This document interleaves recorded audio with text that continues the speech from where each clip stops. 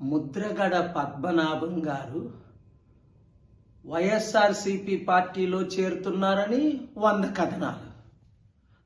ఇప్పుడు ఆయన చేరట్లేదు, టీడీపీతో చేరుతున్నారు, జనసేన పవన్ కళ్యాణ్ ఆయన కలుస్తున్నాడు అని. ఇంత టైం వేస్ట్ చేయడం దేనికి? ముద్రగడ పద్మనాభం గారు ఏమైనా ఒక స్ట్రీట్ పొలిటీషియనా? ఆయన ఒక ముఖ్యమంత్రి అభ్యర్థి. ఆయన మూర్ఖుడా? పవన్ కళ్యాణ్తో పాటు కాపుల విరోధి అయిన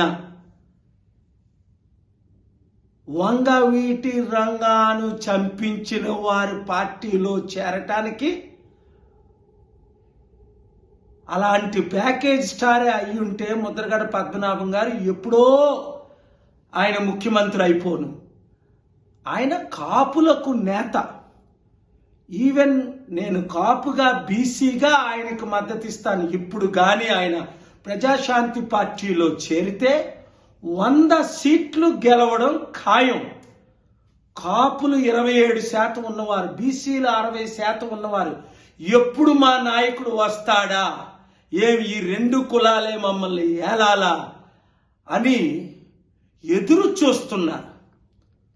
కనుక ముద్రగడ పద్మనాభం గారు మీరే డైరెక్ట్గా మాట్లాడి, నేను టీడీపీలో చేరట్లేదు, ప్యాకేజ్ స్టార్ పవన్ కళ్యాణ్ జనసేన పార్టీలో నేను చేరితే ఆయన కాపులందరినీ మళ్ళా తెలుగుదేశం పార్టీలో చేరితే ఇంకా కాపులకేముంది? చరిత్రహీనులు మీరు కారని నేను నమ్ముతున్నాను. 100-200 కోట్లకి మీరు అమ్ముడుపోతారని నేను నమ్మడం లేదు. రండి, కలిసి పనిచేద్దాం, బీసీలకు కాపులకు రాజ్యాధికారం తీసుకొద్దాం.